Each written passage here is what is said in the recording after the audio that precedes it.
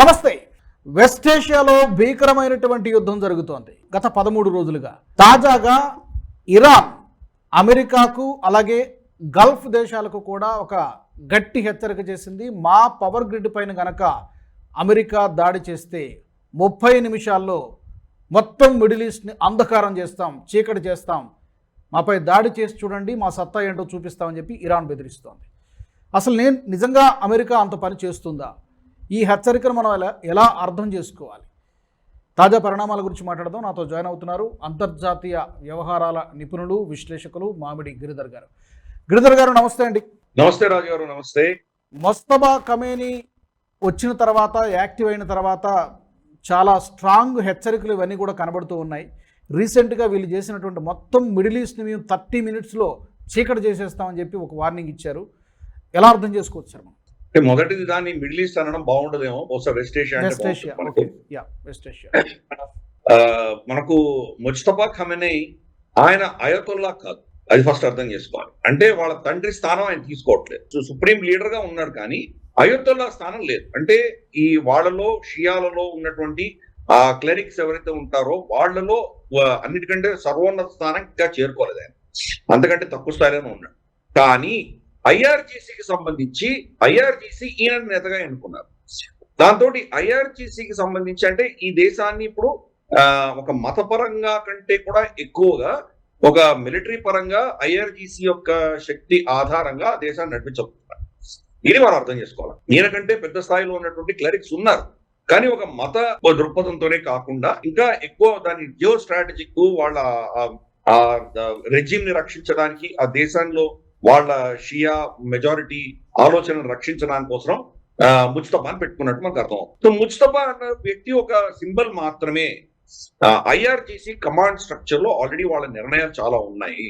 పెషెస్కియాన్ ఒక విధమైనటువంటి statement issue చేసినప్పుడు మా చుట్టూ ఇరుగు పొరుగు దేశాల్లో మాకు వాళ్ళతో వైరం లేదు, వాళ్ళ సార్వభౌమత్వాన్ని గౌరవిస్తున్నాము, వాళ్ళ దేశంలో ప్రజలు చనిపోయినందుకు మాకు దుఃఖంగా ఉంది అని చెప్పి ఆయన స్టేట్మెంట్ ఇచ్చిన దానికే ఐఆర్జీసీ స్పందిస్తూ అమెరికాని వత్తాసు పలికి అమెరికాని వెనక్కి వేసుకొస్తున్న దేశాన్ని ఎవరిని మేము క్షమించము, మేము ఎవరికి క్షమాపణ చెప్పేది లేదు అని చెప్పి ఐఆర్జీసీ చాలా ఘాటుగా ఆయన వ్యతిరేకంగా స్పందించేసరికి పెషెస్కియాన్ కూడా మళ్ళీ దాన్ని క్లారిఫై చేయవలసిన పరిస్థితి వచ్చింది. సో ఈ రోజు అక్కడ రెజిమ్ అంతా కూడా ఐఆర్జీసీ రన్ చేస్తోంది. ఇది మనం అర్థం చేసుకోవాలి. ఐఆర్జీసీ అంటే తెలుసు కదా, Islamic revolutionary guard corps, IRGC వాళ్ళు రన్ చేస్తారు. అమెరికా డొనాల్డ్ ట్రంప్ మనం స్టోరీ చూసామంటే డొనాల్డ్ ట్రంప్ ఏమంటున్నారు, యుద్ధం అయిపోయింది, మేము గెలిచిపోయాము, ఈ రోజు ఇరాన్ లో వాళ్ళకు వైమానిక దళం లేదు, నావికా దళం లేదు, వాళ్ళ లీడర్షిప్ అందరినీ చంపేశాము, వాళ్ళ మిజైల్ సైలోస్ ఏదైతే వాళ్ళు ఫైర్ చేయగలో వాటిని ధ్వంసం చేశాము, న్యూక్లియర్ శక్తి లేదు, దాన్ని ధ్వంసం చేశాము, ఇప్పుడు కొట్టడానికి మాకు టార్గెట్సే లేవు, కాబట్టి యుద్ధం అయిపోయింది, అయినా కానీ మేము ఇంకా పోరాటం చేస్తామంటే ఏదో స్టేట్మెంట్ ఇచ్చాడు.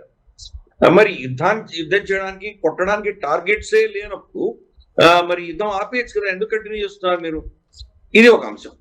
ఈ మధ్యలో ఏమైందంటే ఇజ్రాయెల్ తెహరాన్ కి సప్లై చేస్తున్నటువంటి వాళ్ళ ఆయిల్ డిపోస్ ని కొట్టేసరికి మనం చూసాం, ఆ విజువల్స్ చూసాం.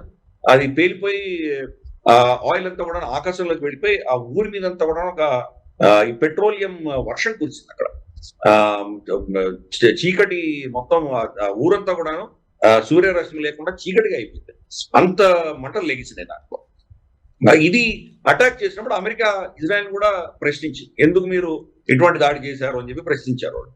కాబట్టి ఇప్పుడు కొట్టడానికి వాళ్ళ దగ్గర మిలిటరీ టార్గెట్స్ ఆల్మోస్ట్ ఏం కనిపించట్లేదు. సివిలియన్ టార్గెట్స్ మీద కొట్టాలి.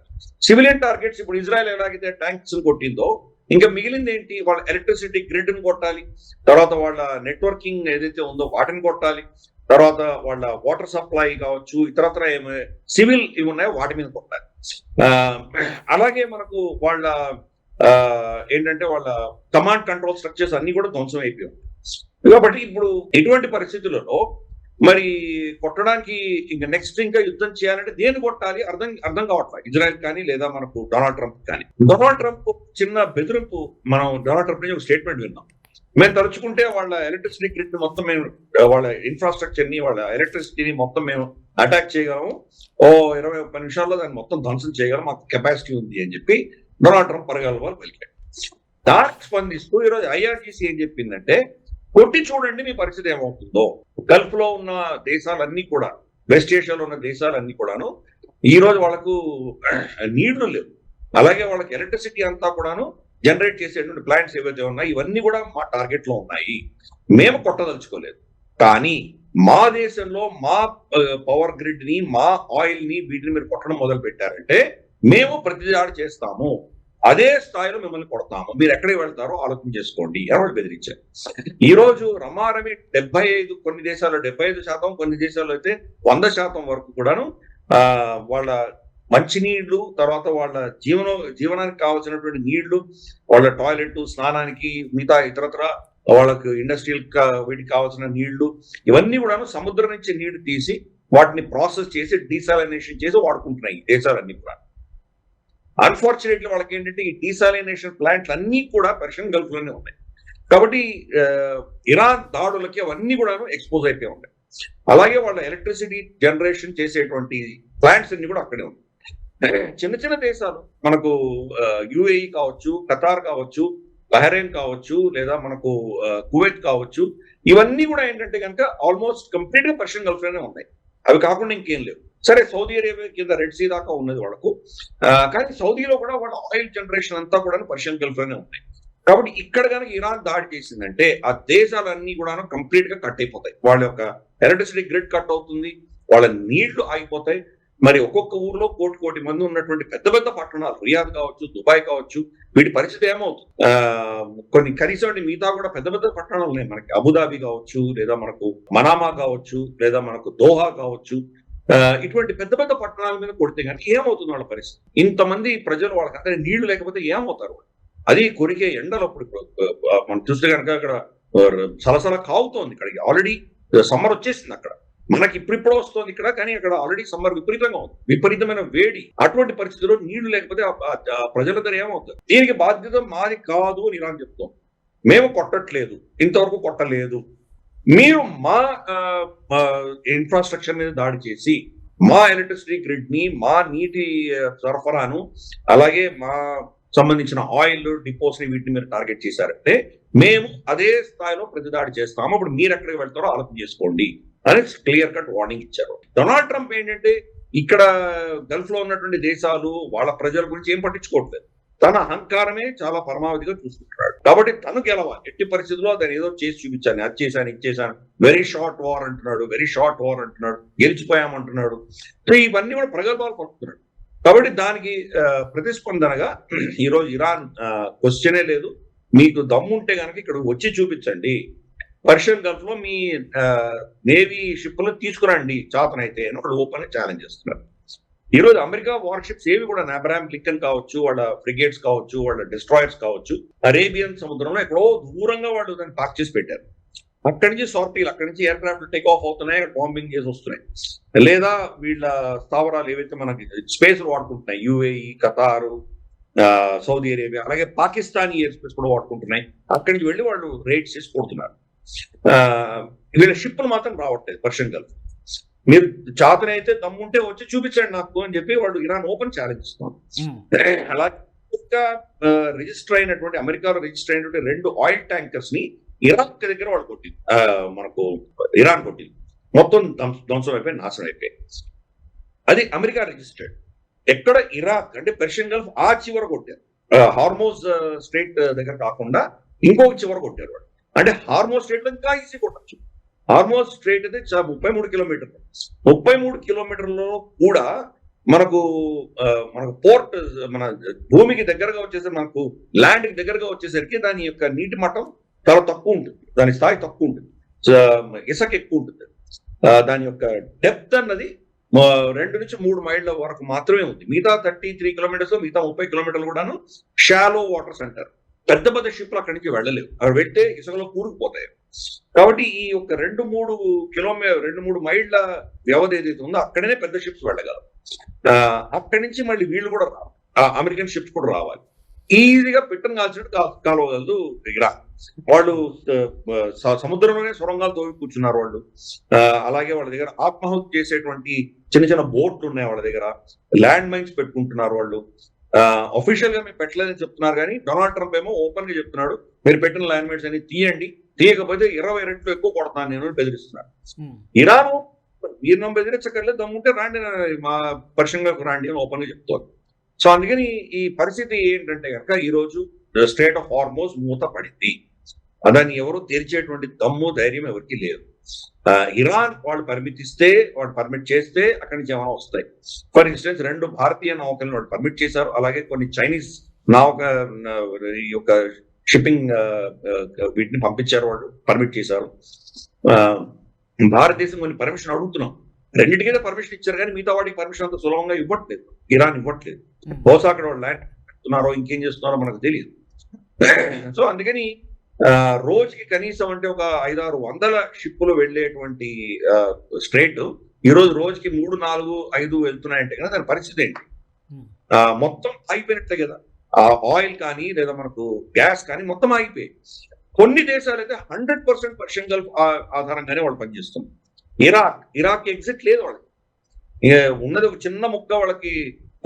ఇక్కడ మాత్రం పర్షియన్ గల్ఫ్ లో టచ్ అయినట్టు చిన్న ప్రాంతమే ఉంది, అక్కడి నుంచి వీళ్ళు మొత్తం సప్లై చేయాలి. అలాగే కువైట్, అలాగే బహ్రెయిన్, అలాగే ఖతార్, యుఏఈ వీళ్ళందరూ కూడా ఒక్క పర్షియన్ గల్ఫే ఉంది వాళ్ళకి, ఇంకేమీ లేదు. సౌదీ అరేబియా కూడా అన్ఫార్చునేట్లీ వాళ్ళకు రెడ్ సీ ఇతరత్ర మనకు ఉన్నా కానీ కూడా వాళ్ళ ప్రాబ్లం ఏంటంటే కనుక సౌదీ అరేబియాకి వాళ్ళ నూనె చమురు ఉన్నటువంటి ప్రాంతాలన్నీ కూడా పర్షియన్ గల్ఫ్ లో మిగతా దగ్గర లేవు. వాళ్ళకి ఆల్మోస్ట్ 90% పైచులకు అక్కడే ఉన్నాయి. కాబట్టి ఈ దేశాలన్నీ కూడాను పర్షియన్ గల్ఫ్ ఆధారంగానే. ఈ రోజు ప్రపంచవ్యాప్తంగా ఈ రోజు చమురు ధర $100 పర్ బ్యారెల్ టచ్ అయినా కానీ కూడా దానివల్ల వీళ్ళకి ఎవరికి లాభం రావట్లేదు, అమ్మలేకపోతుంది. ఒకవేళ డ్రిల్ చేసి బయటకు తీసినా అమ్మడానికి ఎవరికి అమ్ముతారు, ఎవరు అక్కడి నుంచి షిప్పులు తీసుకొని బయటకు రాగలిగే దమ్ములు ఎవరికి ఉన్నాయి. కాబట్టి ఇది అమెరికా ఫైట్.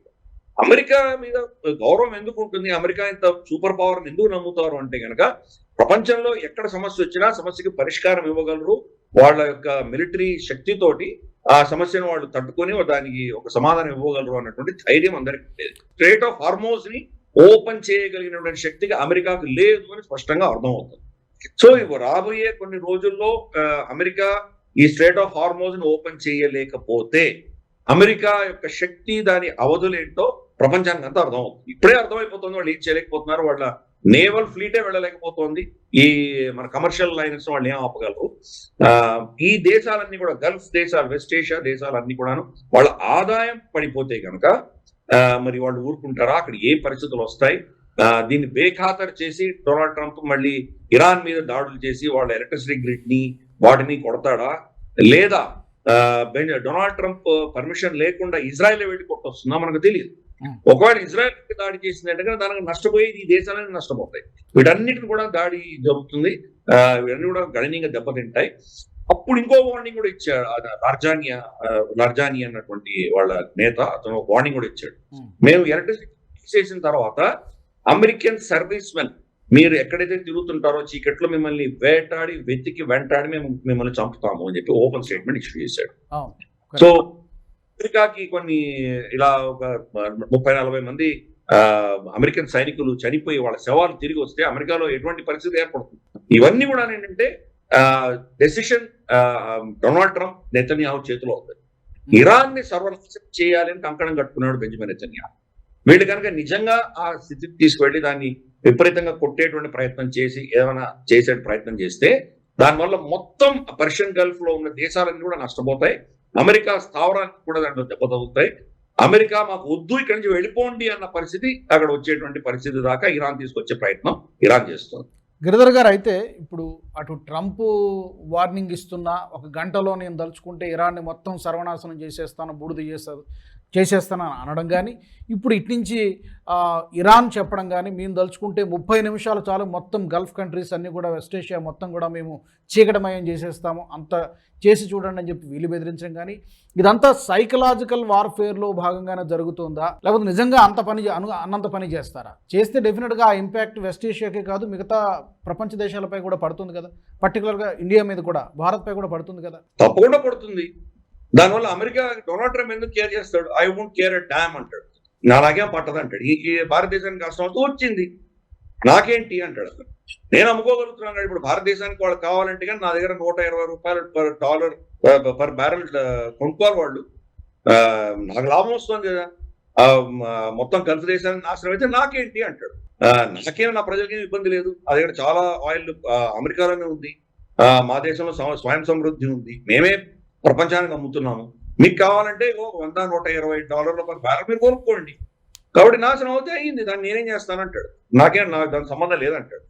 కాబట్టి చాలా ఇన్సెన్సిటివ్ గా ఉన్నాడు డొనాల్డ్ ట్రంప్. ఈ పరిస్థితుల్లో మరి ఇది ఏ దిశగా వెళ్తుందో చెప్పలేదు. సరే, రిటారిక్ ఉంటుంది, ఇద్దరు సైడ్ కూడా ఇలాంటి పరుషమైనటువంటి మాటలు మాట్లాడుకోవచ్చు, ఒకరినొకరు బెదిరించుకోవచ్చు, ఇవన్నీ జరుగుతాయి. కానీ బెంజమిన్ నెతన్యాహు ఎలా రియాక్ట్ అవుతాడో చెప్పలేదు. బెంజమిన్ నెతన్యాహు అక్కడ తెహరాన్ లో ఉన్నటువంటి ఆయిల్ డిపోని కొట్టినందుకే అమెరికా స్టన్ అయింది. అమెరికా పర్మిషన్ లేకుండా కొట్టారు, సివిలియన్ ఇన్ఫ్రాస్ట్రక్చర్ కొట్టారు. రేపు వాళ్ళ ఎలక్ట్రిసిటీ గ్రిడ్ ని కొట్టాలని ఏమైనా చెప్పగలరా? ఫర్ ఇన్స్టెన్స్, ఇప్పుడు ఆ చిన్నపిల్లలది వాళ్ళ స్కూల్ కాంపౌండ్ మీద టామాహాక్ మిసైల్ వెళ్ళి కొట్టి 180-180 మంది పిల్లలు చనిపోయారు. ఇప్పుడు వాళ్ళ అమెరికన్ ఇన్వెస్టిగేషన్ లో తేలింది అది పొరపాటున వెళ్ళింది. అది ఎందుకు పొరపాటు అంటే, వాళ్ళ దగ్గర పాత మ్యాప్స్ ఉండింది, పాత మ్యాప్ లో ఆ బిల్డింగ్ వీళ్ళ IRGC కంట్రోల్ లో ఉండింది. కొన్ని సంవత్సరాల క్రితం దాన్ని సపరేట్ చేసేసి ఈ ఆడపిల్లల స్కూల్ ఇచ్చేసి IRGC కాంపౌండ్ దాని పక్కన దూరంగా ఉంది. కానీ ఆ పాత మ్యాప్ ఆధారంగా వీళ్ళు వెళ్ళి కొట్టారు. అంటే వీళ్ళు ఇంకా అప్డేట్ కాకుండానే వీళ్ళు కొట్టారు. సో ఇటువంటి ప్రమాదం జరిగి తప్పుడు ఇన్ఫర్మేషన్ తో, తప్పుడు మనకు ఏమంటారంటే ఇంటెలిజెన్స్ తోటి వాళ్ళు వెళ్ళి వీళ్ళ ఎలక్ట్రిసిటీ గ్రిడ్ నో ఎక్కడో కొట్టారంటే, అక్కడ వీళ్ళ పవర్ కేబుల్స్ తెగిపోయి వాళ్ళ మొత్తం గ్రిడ్ కొలాప్స్ అయిందంటే కనుక అప్పుడు ఇరాన్ రిటాలియేట్ చేస్తుంది. కాబట్టి అది పొరపాటున జరిగినా, లేదా అదే పనిగా ఇజ్రాయెల్ చూద్దాం ఏదైతే అయింది అని చెప్పేసి వాళ్ళు ఒక ఎక్స్ట్రీమ్ స్టాండ్ తీసుకొని ఇజ్రాయెల్ కనుక దాడి చేసుకుంటున్నా దాని పర్యవసానాలు విపరీతంగా ఉండవు. సో ఇది ఈ యుద్ధం అన్నది ఎవరి చేతిలో లేనటువంటి పరిస్థితుల్లో వెళ్ళిపోతుంది. బెంజమిన్ నెతన్యాహు మాత్రం చాలా చాలా సీరియస్ గా కంకణం కట్టుకుని ఇరాన్ ని సర్వనాశనం చేయాలి అని కంకణం కట్టుకున్నారు. ఇరాన్ ఎట్టి పరిస్థితుల్లోనూ కొన్ని దశకాల దాకా మళ్ళీ ఇజ్రాయెల్ తట్టు తలెత్తి చూడలేనటువంటి పరిస్థితి తీసుకురావాలి అని చెప్పేసి అతను ప్లాన్ చేస్తున్నాడు బెంజమిన్ నెతన్యాహు. కాబట్టి డొనాల్డ్ ట్రంప్ మాట కూడా వినట్లేదు. డొనాల్డ్ ట్రంప్ వాడుకుంటున్నాడు. డొనాల్డ్ ట్రంప్ తెలియకుండానే చాలా ఆపరేషన్స్ చేస్తున్నాడు. ఈ పరిస్థితి ఏ దిశగా వెళ్తుంది ఎవరు చెప్పలేరు. రేపటి రోజు ఇటువంటి తప్పిదం జరిగినా, లేదా అదే పనిగా ఇజ్రాయెల్ అమెరికానో ఎవరైనా కొట్టినా కానీ కూడా ఇరాన్ నుంచి రిటాలియేషన్ చాలా తీవ్రంగా ఉండబోతోంది. అది కనుక జరిగి ఇక్కడ నీటి యొక్క సోర్సెస్ ని కట్ చేసి వీళ్ళ ఎలక్ట్రిసిటీ గ్రిడ్ ని కొలాప్స్ చేస్తే కనుక మరి ఆ దేశాలన్నీ భగ్గుమని ఇరాన్ మీద విరుచుకుపడతాయా, లేదా అమెరికాని ఇక్కడి నుంచి వెళ్ళిపోమంటాయా, అమెరికా మీద ఒత్తిడి తీసుకొచ్చి యుద్ధం ఆపేసే దిశగా వీళ్ళు ఏమైనా నిర్ణయాలు తీసుకుంటారా, మా ఎయిర్ స్పేస్ వాడడానికి వీల్లేదని, ఇక్కడ మీ స్థావరాలు ఉండడానికి వీల్లేదని అటువంటి పరిస్థితి వస్తుందా? అప్పుడు అమెరికా ఎలా రియాక్ట్ అవుతుంది? ఇవన్నీ కూడాను అన్నోన్ టెరిటరీస్. అందుకని ఇది ఏ దిశగా వెళ్తుందో చెప్పడం చాలా కష్టం. డొనాల్డ్ ట్రంప్ గతంలో కూడా చూసాం. డొనాల్డ్ ట్రంప్ బెదిరింపులన్నిటి కూడా కంప్లీట్ గా మనం డిస్మిస్ చేయలేము, సీరియస్ గా తీసుకోవాలి. బెదిరించినటువంటి బెదిరింపులు ఇది ఓన్లీ ఏదో వాళ్ళ మీద ఒత్తిడి తీసుకురావడానికి చేస్తున్నాడు అని చాలా మంది అనుకునేవాడు. కానీ సడన్ గా స్టెప్ తీసుకుంటాడు, ఎక్స్ట్రీమ్ మ్యాసివ్ స్టెప్ తీసుకోగలిగినటువంటి వ్యక్తి. అటువంటిప్పుడు మరి అది ఏ దిశగా వెళ్తుందో చెప్పలేము.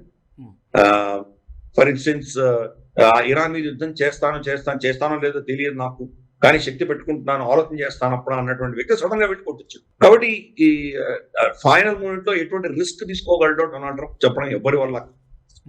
అటువంటి తప్పిదం చేసి మేజర్ రిస్క్ తీసుకొని వాళ్ళ సివిలియన్ ఇన్ఫ్రాస్ట్రక్చర్ కొడితే మాత్రం ఈ యుద్ధం వేరే స్థాయికి వెళ్ళిపోతుంది. కొన్ని సంవత్సరాలు ఉంటుంది. తర్వాత ఒకవేళ శాంతి చర్చలు జరిపి దీన్ని యుద్ధాన్ని ఆపేసినా కానీ కూడా ఈ ప్రాంతం అంతా రికవర్ అవ్వడానికి బహుశా ఇంకా 30-40 సంవత్సరాలు పట్టవచ్చు. ఎందుకంటే అక్కడ ఫస్ట్ ఆయిల్ ఫీల్డ్స్ అనేది దెబ్బతింటాయి, దాన్ని రిపేర్ చేయడానికే కనీసం 1 దశగా పడుతుంది వాడికి. పైపెచ్చు అక్కడ ట్రస్ట్ పోయింది. ఈరోజు billions of dollars banking, investments, technology, emerging technologies ఇవన్నీ దుబాయ్ వీటిలో ఇన్వెస్ట్ చేస్తున్నటువంటి ఆ ఇన్వెస్ట్మెంట్స్ అన్ని అక్కడికి వెళ్ళిపోతాయి. అక్కడి నుంచి వెళ్ళిపోతే మళ్ళీ అక్కడికి రారు, ఏదో సింగపూర్కో హాంకాంగ్కో వెళ్ళిపోతారు. వెళ్ళిపోయిన వాళ్ళు మళ్ళీ ఇక్కడ తిరిగి రావాలంటే ఎన్ని దశకాలు పడుతుందని చెప్పలేము. కాబట్టి దీనివల్ల ఎంత నష్టం రాబోతుందో చూడొచ్చు. అమెరికా ఇక్కడ నాశనం పోతే అందరూ నా దగ్గరికి వస్తారు కాబట్టి నాశనం అయినా పర్వాలేదు, అమెరికా లాభపడుతుంది అనుకునేటువంటి ఆలోచన మనం డొనాల్డ్ ట్రంప్ లో కనిపిస్తుంది. ఇది $100 టచ్ అయిందంటే అమెరికా చాలా లాభసాటి అని చాలా విర్రవీగుతున్నారు. కానీ వీళ్ళకి లాభం రావట్లేదు, దాని నుంచి ఒక్క బ్యారెల్ కూడా బయటికి రావట్లేదు. ఒక బ్యారెల్ $100 పైచిలకు పలుకుతోంది. అయినా దానికి సౌదీకి వాళ్ళ మిగతా గల్ఫ్ ఉన్న పార్ట్నర్స్ ఎవరికి లాభం రావట్లేదు అన్న విషయం డొనాల్డ్ ట్రంప్ పట్టట్లేదు. కాబట్టి మరి అంతటి ఇర్రెస్పాన్సిబుల్ గా, అంత ఇన్సెన్సిటివ్ గా ఉన్నటువంటి వ్యక్తిని మరి ఆ ప్రాంతాలు, ఆ దేశాలు ఎలా రియాక్ట్ అవుతాయో చూడాలి. సార్, చివరిగా ఇప్పుడు అలాంటి ఎక్స్ట్రీమ్ స్టెప్ తీసుకుంటే కనుక ఇప్పటికే హీఈస్ లూజింగ్ ద బ్యాటిల్, ఒక నెరేటివ్ బిల్డ్ అయింది. ట్రాప్లో చిక్కుకున్నాడు, ట్రంప్ ఓడిపోతున్నాడు, అమెరికా ఓడిపోతున్న నెరేటివ్ బిల్డ్ అయింది. ఈ తరుణంలో ఒకవేళ పవర్ గ్రిడ్ మీద అటాక్ చేస్తే అది మరొక బిగ్గర్ వార్, లైక్ మరొక ప్రపంచ యుద్ధంలాగా మారేటువంటి అవకాశం ఉంటుందా, లేకపోతే ఓన్లీ వెస్ట్ ఏషియా వరకు ఈ 14-15 దేశాలకే పరిమితం అవుతుందా? అంటే ఇప్పుడు మూడవ ప్రపంచ యుద్ధం జరగట్లేదని ఎలా అనుకుంటున్నాం మనం? ప్రపంచ వ్యాప్తంగా దీని ప్రకంపనలు ఉన్నాయి కదా. ఈ రోజు మనకు భారతదేశం కావచ్చు, చైనా కావచ్చు, మనకు గల్ఫ్ నుంచి సామాన్ రాకపోవడము, అలాగే మన సామాన్ అక్కడికి వెళ్ళకపోవడము, దీనివల్ల మనం అందరం దెబ్బతిన్నాం కదా. ఈ రోజు మన దేశంలో ప్రమాదమే వచ్చే ఇదే కంటిన్యూ అయితే ఒక నెలలో 50% హోటల్స్ అన్ని మూసుకునే పరిస్థితి రావచ్చు అని చెప్తున్నారు మనవాళ్ళు. అది సత్యాసత్యాలు మనకు తెలియదు. భారత ప్రభుత్వం దాని ప్రత్యామ్నాయాలు చూస్తోంది, వేరే దేశాలను తీసుకొచ్చే ప్రయత్నం చేస్తుంది. క్యాష్ ఈ రోజు మనకు షార్టేజ్ ఉన్నది. మనకి 50% మనకు గల్ఫ్ నుంచి వస్తుంది, 50-60% అక్కడి నుంచి వస్తాం. మరి అది ఆగిపోయి నిలిచిపోయినందువల్ల ఈ రోజు రేపు పరిస్థితి ఏముంటుందో మనం చెప్పలేము. సో ఒక విధంగా చూస్తే ప్రపంచం అంతా కూడాను ఒక విధమైన యుద్ధ వాతావరణంలో ఉంది ఆల్రెడీ ఈ రోజు. కాబట్టి ఇది తప్పిదం చేసి మేజర్ ఎస్కలేషన్ చేస్తే మరి అది ఏ దిశగా వెళ్తుందో చెప్పలేము. 1 కోటి మన భారతీయులు అక్కడి నుంచి వెనక్కి రావాల్సి వస్తుంది. వాళ్ళకి ఉద్యోగాలు పోతాయి, ఉద్యోగాలు మళ్ళీ రావు. ఏదో టెంపరీగా ఒక 10 రోజులు యుద్ధం అయిపోయిన తర్వాత మళ్ళీ వెళ్దాం అన్నటువంటి పరిస్థితి లేదు అక్కడ. ఈ రోజు ప్రతిరోజు దుబాయ్ లో ఏదో ఒక బిల్డింగ్ మీద దాడులు జరుగుతున్నాయి. సో దుబాయ్ బిల్డింగ్ల మీద ఎవరికి నమ్మకం ఉంటుంది? దుబాయ్ లో ఇన్వెస్ట్మెంట్ ఎవరు చేస్తారు? ఇటువంటి చిన్న ఒక విధమైన ఘర్షణ వచ్చినా కానీ కూడా దుబాయ్ మీద ఫస్ట్ టార్గెట్ ఉంటుంది. కాబట్టి మన ప్రాణాలు, మా ఆస్తులు దీనివల్ల అక్కడ సురక్షితంగా లేవు అన్నటువంటి ఒక ఫీలింగ్ వచ్చిందంటే అక్కడ ఇన్వెస్ట్ చేసే బిలియనర్స్ అందరి దగ్గర వెళ్ళిపోతారు. కాబట్టి ఇది పరిస్థితి. కాబట్టి దీర్ఘకాలమైన లాంగ్ స్టాండింగ్ స్ట్రక్చరల్ చేంజెస్ అవుతున్నాయి ఇక్కడ.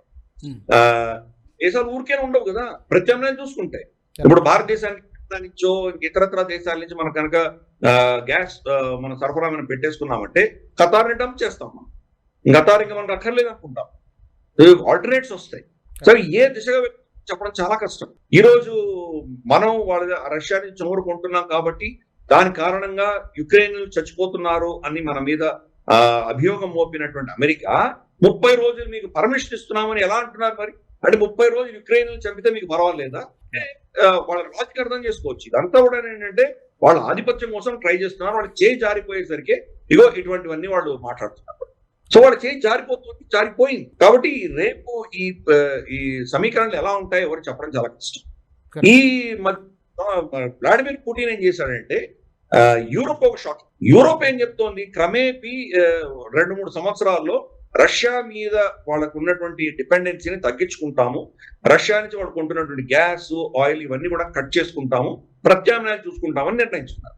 అందుకనే ఖతార్ మీద పడ్డారు. ఖతార్ వాళ్ళకి సప్లై చేస్తుండీ, రష్యా నుంచి వచ్చేటువంటి గ్యాస్ ప్రత్యామ్నాయంగా ఖతార్ ఇచ్చింది వాళ్ళకి. ఈ రోజు ఖతార్ నుంచి ప్రొడక్షన్ ఆగిపోయింది కాబట్టి మళ్ళీ రష్యా నుంచి తీసుకునే ప్రయత్నం యూరోప్ చేస్తుంది. వ్లాడిమిర్ పుటిన్ ఏమన్నాడంటే, మీరు ఎనివే వచ్చే సంవత్సరం నా నుంచి కట్ చేస్తానని చెప్తున్నారు కదా, సంవత్సరంలో మీకు ఇచ్చిన తర్వాత నేను ఎందుకు ఏం చేయలేని పరిస్థితి నేను ఎందుకు కూర్చోవాలి, ఇప్పుడే నేను వేరే కస్టమర్లు చూసుకుంటాను, మీకు కట్ చేసేస్తున్నాను అన్నాడు.